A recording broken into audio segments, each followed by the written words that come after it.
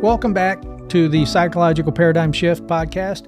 I am Ed Rieger, your host. I hope you found the last episode informational and helpful. Always remember, I am only providing my personal opinions based on my experiences and education on psychological topics. We will be talking about mental illness in a very blunt, transparent manner. The topics may be disturbing to some, and it will never be my intent to hurt anyone, only to share my ideas and thoughts. Tonight we're going to cover sexual history and preferences and the questions you may want to ask your romantic partners. Sex in a relationship is extremely important for physical and psychological well-being. It can be one of the most joyful and loving actions couples participate in together. But the mentally ill may have been engaging in sex since they were young children, with parents, siblings, extended family members.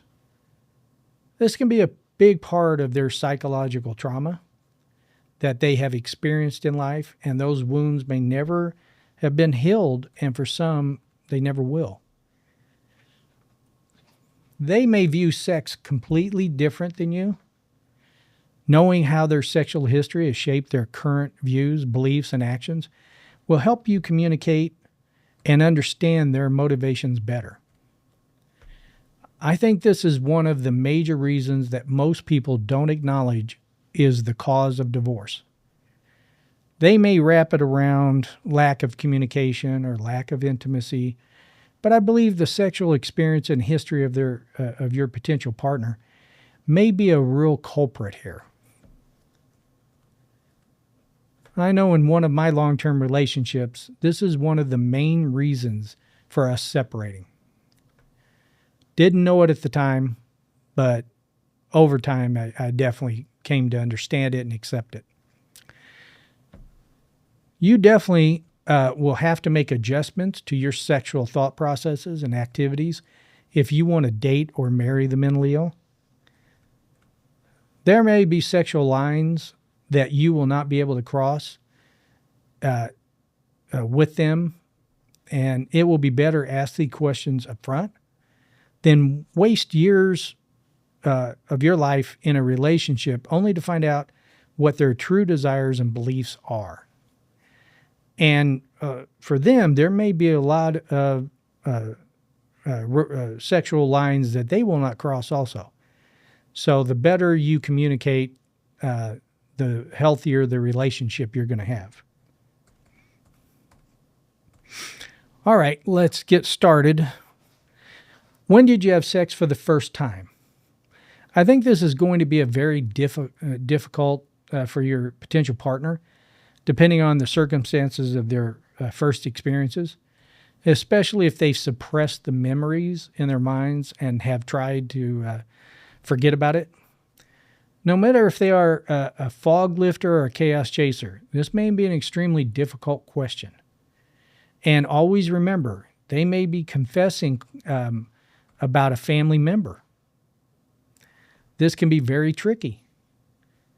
They may not feel the time is right for this kind of honesty with you. For me, my first sexual encounter was at age 9. This is not something I chose to do. It was forced on me. But when I was 10, I did choose to have sex with a girl. So the next question would be, was it with someone your own age or older? The man was much older. The girl was my age, around 10. Was it with someone of the opposite sex or same sex? First time for me was with a man. The second time with a female. Do you choose to be monogamous? Are you bisexual? I live in Utah currently, and there's a large religious university in our community. Talking with a friend who sends his children there, he said when his son first started attending and began to date girls, that quite a few told him they were bisexual. I've seen reports that over 30% of young adults consider themselves bisexual. Next question. Do you enjoy having sex with one partner or multiple partners? Do you enjoy oral sex? Do you enjoy receiving and giving oral sex or both? Do you have one-night stands? This is the main way I dated when I was young. Do you have a lot of one-night stands?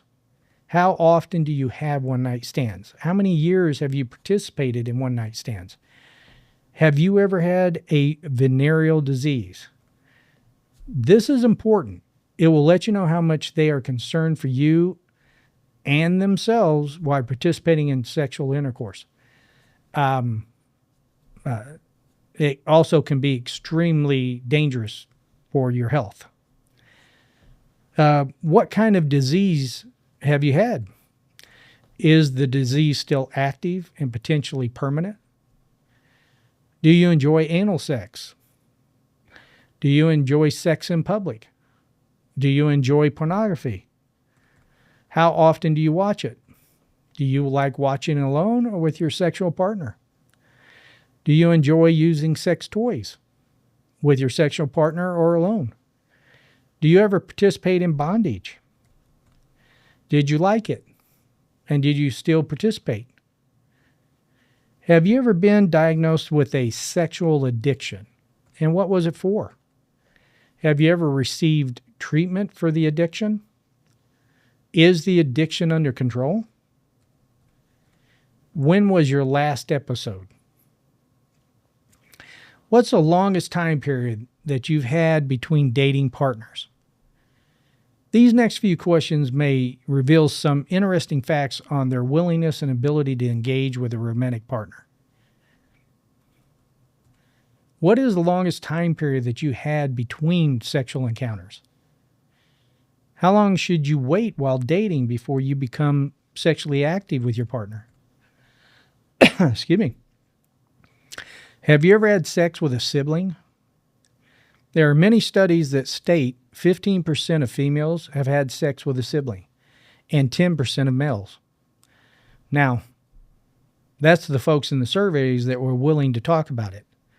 I think the majority of siblings that have had sex with each other never would want to talk about it. Are you currently having sex with any of your siblings? This can be a very tricky question, especially if they're under 18 or no one knows about it in the family currently. Are you currently having sex with other family members? Have you ever paid for sex? How many times? What kind of sex do you participate in when you're paying for it? Do you have sex with opposite sex or same-sex individuals when you pay for it? Have you ever paid for sex while you're in a committed relationship? Did you tell your partner about paying for sex? Why not? At what age did you pay for sex the first time? Who introduced you to paying for sex?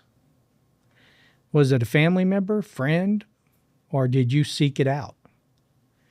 Would you pay for sex if you were in a committed relationship in the future? Have you ever paid for sex and had your romantic partner participate with you? Have any of your previous relationships ended because of sexual desires and activities? Did the relationship end because you wanted something different from your partner? Did the relationship end because of activities your partner wanted? You can see these are some really tough questions to ask a potential romantic partner. You may need to be dating for quite a while to build trust in each other before you tackle these questions. Or you may tackle a few here and there and kind of open them up as you go. It's a tough call. But again, it goes back to your time. How much time are you willing to give a romantic partner before you get to what you think are the major red flags in the relationship when it comes to sexual behavior, sexual desires, sexual activities. Do you want to wait a year, 2 years, 20 years?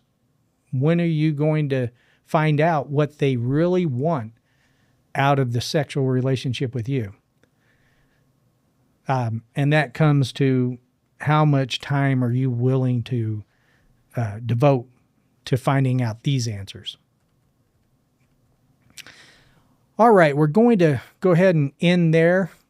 I know things went a little quicker than a normal episode, but it's pretty straightforward.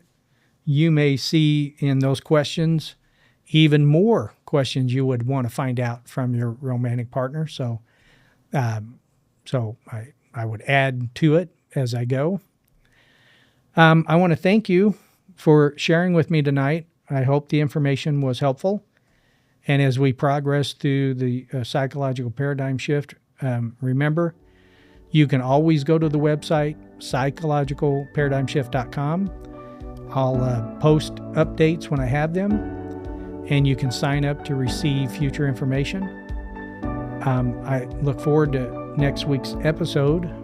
We will be tackling alcohol issues in the relationship. Take care of yourselves.